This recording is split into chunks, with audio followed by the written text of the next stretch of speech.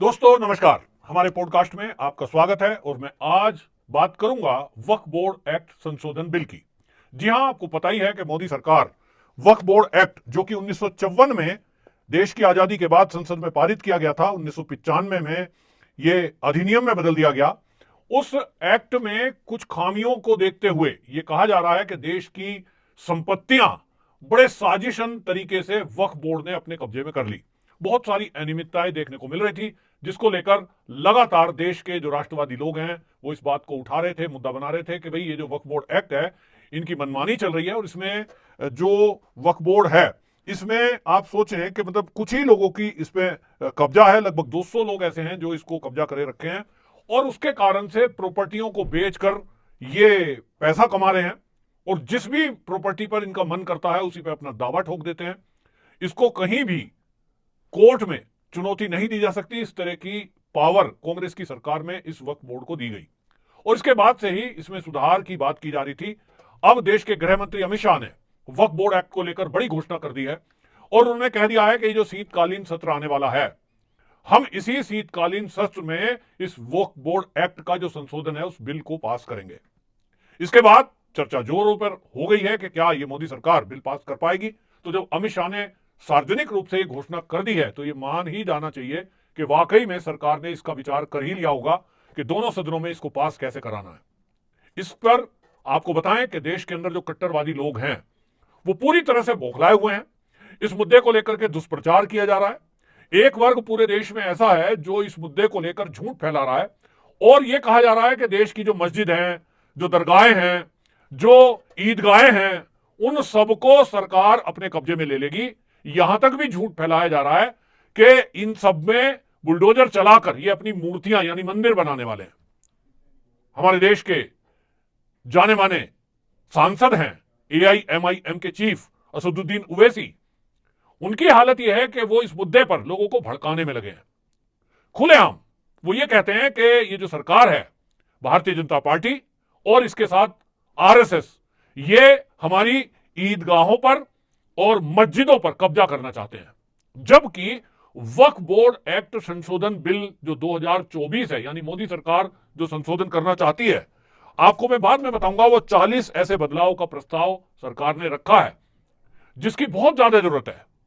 हालांकि ओवैसी भले ही विरोध कर रहे हो या कुछ मौलाना इसका विरोध बेशक कर रहे हो, लेकिन देश के एक बड़े तबका यानी देश में बहुत बड़ी संख्या मुसलमानों की ऐसी भी है जो शिक्षाविद हैं, जो ठीक से इस मुद्दे को समझ रहे हैं।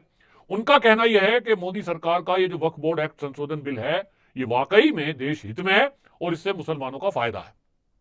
जो इसके पक्ष में है उन लोगों का यह कहना है कि अभी तक आप देखिए कि पूरे देश में वक्फ बोर्ड के पास 9.4 लाख एकड़ भूमि है, 8.7 लाख संपत्तियां हैं।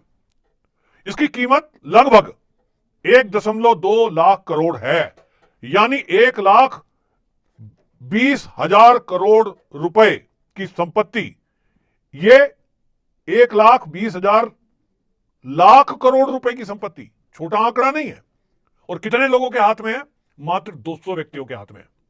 अलग अलग राज्यों से ऐसी हमेशा शिकायत आती रहती है कि वक्फ बोर्ड जो चलाने वाले लोग हैं जिनके पास ये प्रॉपर्टियों का कब्जा है वो इस प्रॉपर्टियों को बेच तो नहीं पाएंगे, क्योंकि इसमें संशोधन करके 2013 में जब कांग्रेस की सरकार थी उसमें अधिक पावर बोर्ड को दी गई, लेकिन इसमें खेल दूसरा चलने लगा। प्रॉपर्टी को बेच नहीं पाएंगे लेकिन वहां किराए पर देना शुरू कर दिया। ऐसी प्राइम लोकेशन की कई ऐसी प्रॉपर्टियां हैं कई शहरों में जिस पर कोई मॉल बना दिया गया, कोई मार्केट बना दी गई, कोई बिल्डिंग बना दी गई, यहां तक कि रेजिडेंशियल बिल्डिंग भी बनाकर उसको किराए पर दे दिया गया। अब उसमें जब तक जांच नहीं होगी तो कैसे पता चलेगा। और कांग्रेस की सरकार में इस पर इतना काम किया गया कि आप सोचिए, संशोधन कर दिया 1995 में और ये जो वक्फ बोर्ड अधिनियम बनाया इसमें इतनी पावर दे दी वक्फ बोर्ड को कांग्रेस ने, कांग्रेस के कार्यकाल में, कि ये जिस भी प्रॉपर्टी पर अपना दावा ठोक दें उसको किसी भी कोर्ट में चुनौती नहीं दी जा सकती। वक्फ बोर्ड पे ही वहां जाकर आपको सुनवाई करनी पड़ेगी और वहां जो सुनवाई करने वाले लोग बैठे हैं बेशक वो जुडिशरी से जुड़े हुए हैं लेकिन वो सभी मुस्लिम होंगे। अब वहां अधिकतर ये हो रहा है कि ये किसी भी मंदिर पर अपना दावा ठोक देते हैं, किसी के खेत पर वक्फ बोर्ड वाले अपना दावा ठोक दें, वो वक्फ बोर्ड में जाता है, अपने पेपर दिखाता है, लेकिन वहां जो लोग निर्णय करने वाले बैठे हैं वहां कोई सुनवाई हो नहीं रही है। और इसके कारण से बड़ी संपत्तियां इन्होंने अवैध रूप से कब्जे में कर ली, जिसके कारण जैसा मैंने कहा रेलवे और रक्षा विभाग के बाद भारत में सबसे ज्यादा अगर लैंड किसी के पास है तो वो वक्फ बोर्ड है। और इसमें जो देश आजाद हुआ था उस समय 1954 में जब इस सदन में इसको पास किया गया था, तब क्या कहा गया था कि जो लोग भारत से पाकिस्तान चले गए, जो मुसलमानों की जमीनें यहां रह गई, वो वक्फ बोर्ड उसको संरक्षण करेगा, उसमें अपने धर्म का प्रचार करने के लिए मस्जिदों का निर्माण करेगा, ईदगाहों का निर्माण करेगा। लेकिन हकीकत यह है कि 1954 में जब ये संसद में अधिनियम पास हुआ, उसके बाद से लेकर अभी तक ये प्रॉपर्टी कैसे बढ़ गई भाई? तो इसमें कहा गया साहब लोगों ने दान में दी है। दावा किया जा सकता है, कल को चुनौती दी जा सकती है, कल को सरकार बदलेगी। ये हालात 2013 में कांग्रेस को लगने लगा था, तो सरकार जाते जाते आप सोचिए देश की राजधानी दिल्ली में प्राइम लोकेशन पर 123 प्रॉपर्टियां ऐसी थी जिनकी अरबों में कीमत है। तो जाते जाते कांग्रेस वक्फ बोर्ड को देकर गई। इसी कांग्रेस ने 2013 में इसमें संशोधन कर दिया और उसको यह पता था कि अब हमारी सरकार तो आनी नहीं है, मोदी देश के प्रधानमंत्री बनने जा रहे हैं, भारतीय जनता पार्टी की सरकार 2014 में आएगी, तो जाने से पहले इन्होंने उसमें ऐसा एक संशोधन कर दिया जिससे ये जो प्रॉपर्टी है, अगर कोई कल को सवाल करे, जैसा कि आज जनता सवाल कर रही है कि देश की आजादी के समय जो आपके पास प्रॉपर्टियां थी वो बढ़ते बढ़ते आज 9.4 लाख एकड़ कैसे हो गई, इस बात का उत्तर वक्फ बोर्ड वालों को देना पड़ेगा। इसकी तैयारी 2013 में की गई और कांग्रेस की सरकार में मनमोहन प्रधानमंत्री थे, इनसे मिलकर के सलमान खुर्शीद जैसे नेताओं ने उनको सलाह दी और उन्हें कहा कि आप इसमें एक्ट में सुधार कर दो और इसमें यह कर देते हैं कि भाई जो दान में दी जाएगी मुसलमानों के द्वारा ये जमीन, या हिंदू भी कोई देगा, तो दान में दी गई जमीन वक्फ बोर्ड को ये सीधा अल्लाह को जाएगी और इसको बेचा नहीं जा सकता। इसके कारण क्या हुआ, आज अगर कोई ये इनसे सवाल करे कि भाई ये तो सरकार की जगह थी, ये सरकार की जगह आपके पास कैसे आ गई, तो ये कहेंगे साहब सरकार ने हमें दान में दी। जैसा कि मैंने दिल्ली का उदाहरण दिया, दिल्ली में केंद्र सरकार ने 2013 में 123 प्रॉपर्टियां वक्फ बोर्ड को दे दी। आज की डेट में यदि कोई एप्लीकेशन सुप्रीम कोर्ट तक में भी डालता है और वो ये कहता है कि भैया ये जो दिल्ली का राजीव चौक है, जो कनॉट प्लेस है, जो संसद मार्ग है, यहां पर आपकी प्रॉपर्टी कैसे आ गई, तो ये कहेंगे सरकार ने हमें दान में दी है। यानी कांग्रेस की सरकार ने बड़े षड्यंत्र के तहत इनको इस बात के लिए तैयार कर दिया कि यदि कोई आपसे सवाल करे, कल को कोर्ट में केस जाए, तो आपके पास जवाब होना चाहिए और जवाब होना चाहिए कि हमें दान में मिली हुई जमीन तो अल्लाह के नाम है, ये वापस नहीं हो सकती, ये बेची नहीं जा सकती। हम कोई बेच थोड़ी रहे हैं साहब, हम इसमें अपना धर्म का प्रचार कर रहे हैं। लेकिन क्या सारी प्रॉपर्टी में मस्जिद बनी हुई है? क्या सभी प्रॉपर्टियों में ईदगाह बनी हुई है? उत्तर है नहीं। फिर इसके बाद ये फिर प्रॉपर्टियों का हो क्या रहा है? जैसा मैंने कहा, हो वही रहा है कि इनका दुरुपयोग हो रहा है और इसलिए मोदी सरकार ने इसमें संशोधन करने का विचार किया है। 40 बड़े बदलाव इस प्रस्ताव में हैं। मुख्य रूप से जिस पर इन सबको दिक्कत है वो ये हो रही है क्योंकि इस मोदी सरकार ने जो प्रस्ताव में बदलाव करने की बात की है उसमें कहा कि जिस भी संपत्ति पर वक्फ बोर्ड अपना दावा ठोक रहा है उसका पहले सत्यापन होना जरूरी है और सत्यापन करने के लिए उसमें मजिस्ट्रेट भी शामिल होगा। अब ये कहते हैं साहब मजिस्ट्रेट की जांच तो सरकार अपने हिसाब से करवाएगी। असदुद्दीन ओवैसी इस बात को लेकर के गुजरात में एक बैठक थी, उस बैठक में आपको बताएं इनकी हिम्मत देखिए कि गृह राज्य मंत्री जो हर्ष सिंघवी हैं उससे भिड़ गए और वहां एक व्यक्ति जो इसके पक्ष में थे, गुलशन फाउंडेशन के सदस्य थे इरफान अली परिजाद, वो परिजादे ने यह कह दिया कि वक्फ बोर्ड संशोधन मोदी सरकार जो लाई है हम तो इसके पक्ष में हैं और हमारा गुलशन फाउंडेशन में जितने भी सदस्य हैं वो मुसलमान हैं, वो सब भी पक्ष में है क्योंकि संशोधन में अगर ये कहा जा रहा है कि अनावश्यक रूप से लोगों के 500 साल पुराना कोई मंदिर है, कोई भूमि है किसान के पास, उस पर अपना दावा ठोक रहे हैं, उसके पास प्रॉपर्टी के पूरे पेपर हैं, लेकिन आप अनावश्यक रूप से उसको तंग किया जा रहा है, रिश्वत बटोरी जा रही है, तो ये तो ठीक नहीं है। सरकार की निगरानी होनी चाहिए, देश की न्यायपालिका जो है वो उस पर निर्णय ले, इसकी आवश्यकता है। इस पर आपको बता दें असदुद्दीन ओवैसी और टीएमसी के सांसद कल्याण बनर्जी ने गार्ड को इशारा करके उनको मीटिंग से बाहर करा दिया और असदुद्दीन ओवैसी ने तो सीधे सीधे धमकी दे दी। ये धमकी देते हुए असदुद्दीन ओवैसी जो है ये कह रहे थे कि आप जो है काफिरों की मदद कर रहे हो, हम तुम्हें देख लेंगे।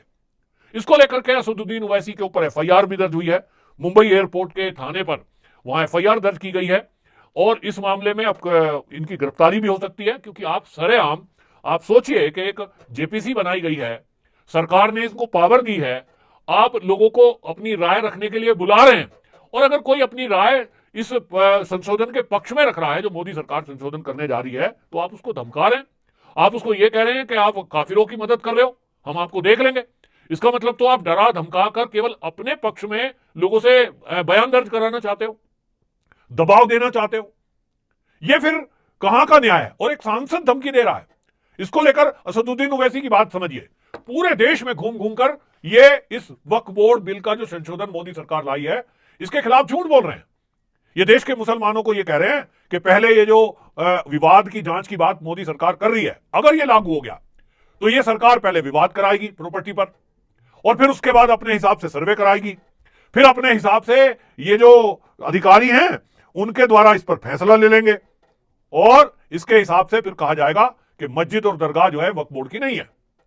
तो आप सोचिए, बात चल रही है उस भूमि की जो लोगों की भूमि है, लोगों के पास जिसके प्रॉपर्टी के पेपर हैं, रजिस्ट्री है, खेत की खसरा खतौनी है, उनके पास दाखिल खारिज है, प्रॉपर्टी के पेपर होने के बावजूद जिन पर दावा किया जा रहा है।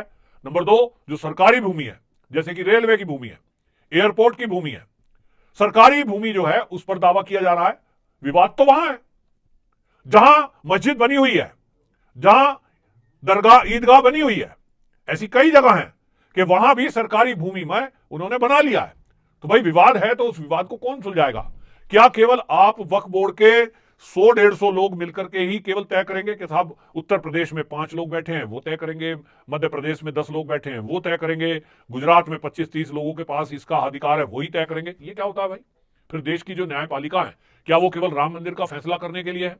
क्या केवल वो श्याम मंदिर फैसला यानी राम जो कृष्ण जन्मभूमि है उसका फैसला वहां होगा कोर्ट में? फिर तो कल को हिंदू भी कहेंगे, और हिंदू कहने लगे हैं। कई ऐसे हिंदू धर्मगुरु हैं, कई ऐसे सनातनी लोग हैं जो कह रहे हैं कि अगर ये वक्फ बोर्ड खत्म नहीं कर पा रहे हो, आप संशोधन की बात कर रहे हो, तो फिर तो हिंदू बोर्ड भी बनाओ और एक सनातन बोर्ड बनाओ। फिर हम भी इसी तरह सरकारी भूमि पर मंदिर बनाएंगे, और फिर हम भी कहेंगे कि भाई इसका निपटारा केवल हिंदुओं की संस्था करेगी, हम न्यायालय के फैसले को नहीं मानेंगे। क्या इस देश में, असदुद्दीन ओवैसी से मेरा सवाल है कि ओवैसी जी जरा बताएं कि जिस तरह से वो ये कह रहे हैं कि वक्फ बोर्ड में कोई संशोधन नहीं होना चाहिए, मोदी सरकार जो संशोधन लेकर आई है हम इसे स्वीकार नहीं करेंगे, मेरा उनसे सवाल है कि जो संत समाज, जो सनातनी हिंदू बोर्ड बनाने की बात कर रहे हैं, कल को अगर वो हिंदू बोर्ड बनता है और वो किसी की भी मुसलमान की भूमि हो, किसी गांव में किसान की भूमि हो, कोई सरकारी एलएमसी की भूमि हो, उसको घेर कर ये कहें कि ये तो भैया हिंदुओं की है और अब यहां हम मंदिर बनाएंगे, तो अगर वो हिंदू बोर्ड ये कहेगा कि हम किसी कोर्ट, सुप्रीम कोर्ट को नहीं मानते, हम धर्मगुरु यहां बैठेंगे और हम ही तय करेंगे कि ये प्रॉपर्टी किसकी, विवाद सुलझाने के लिए हमारे पास आइए, क्या आप इसके लिए तैयार हैं कि मंदिरों का विवाद कोर्ट में ना जाए और सीधा जो हिंदू आस्था का केंद्र है उसके मामले में हिंदू धर्मगुरु जो फैसला करें उसको माना जाए? तो फिर राम जन्मभूमि पे जो लंबी प्रक्रिया न्याय की चली, जो कोर्ट में सालों साल केस चला, 500 साल हिंदू समाज ने प्रतीक्षा की कि भाई सरकार कोई फैसला करे, हम सड़कों पर नहीं आएंगे, हम इसके मामले में, राम मंदिर के मामले में सुप्रीम कोर्ट जो कहेगी वहां जो केस चल रहा है उसी को मानेंगे। अगर आपके हिसाब से चलें तो फिर तो हिंदू संत समाज को कह देना चाहिए था कि मंदिर हमारी आस्था का केंद्र है, राम अयोध्या में जन्मे और ये राम जन्मभूमि है, इस पर हम भव्य मंदिर बनाएंगे, हम किसी की नहीं सुनते, मस्जिद गिर गई, वो ढांचा था बाबरी ढांचा था, अब तो हमारा ये मंदिर है। तो फिर ओवैसी जी ये बताएं कि कल को जो ज्ञान व्यापी श्रृंगार गोरी विवाद है वो फिर तो न्यायपालिका से अलग धर्म गुरुओं को फैसला कर देना चाहिए और ओवैसी को मान लेना चाहिए, और वो समझाएं उन लोगों को। क्या समझाएंगे? फिर इसी तरह कृष्ण जन्मभूमि का मुद्दा है, वो कोर्ट में चल रहा है। तो क्यों कोर्ट में चल रहा है? क्योंकि हमारे धर्मशास्त्र तो कह रहे हैं कि श्री कृष्ण भगवान का जन्म मथुरा में हुआ, वहां जन्मभूमि है, वहां जो बराबर में बनी हुई स्ट्रक्चर है उसको हटाओ, ये तो हमारा है। और उसका फैसला कौन करे? मथुरा के जो संत जन हैं वो बैठकर तय कर दें कि भाई आपके हिसाब से जन्मभूमि में ये जो स्ट्रक्चर बना हुआ है इस्लाम के मानने वालों का, इससे आप सहमत हैं कि असहमत हैं?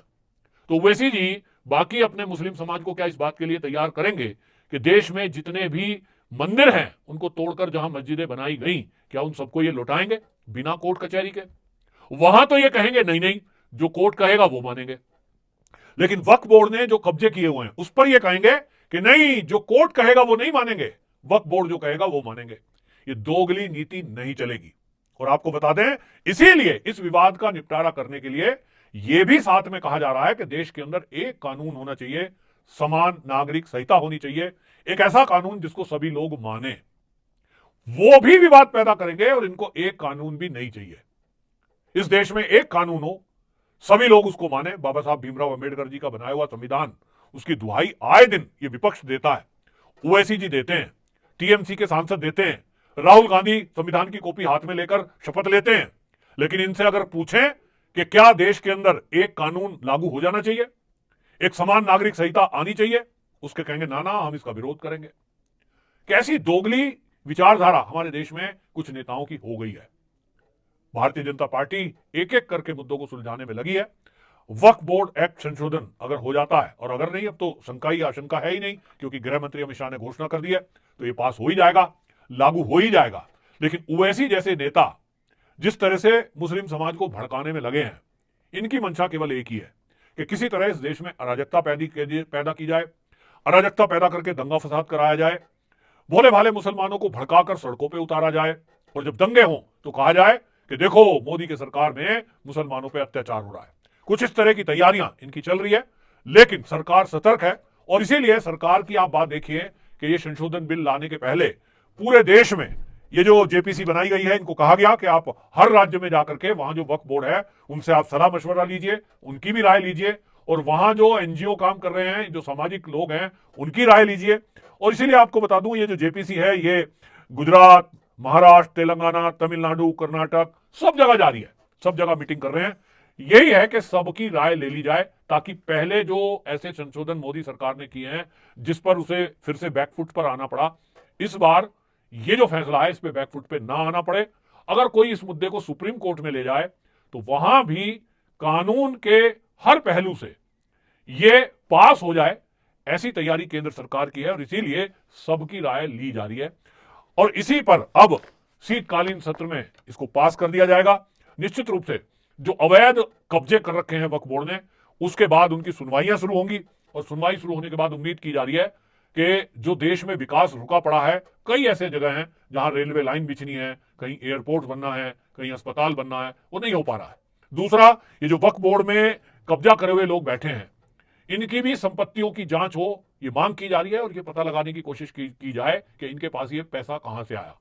जो आरोप इनके ऊपर लगे हैं कि वक्फ बोर्ड में इन्होंने जमीनों पर कब्जा करके उनको कहीं तो बेच दिया है, कहीं उनको किराए पर उठा दिया, और करोड़ों रुपया किराए से कमा रहे हैं, तो आखिरकार ये कुछ मुट्ठी भर लोगों की जेब में ये पैसा क्यों जा रहा है, इसका दुरुपयोग हो रहा है।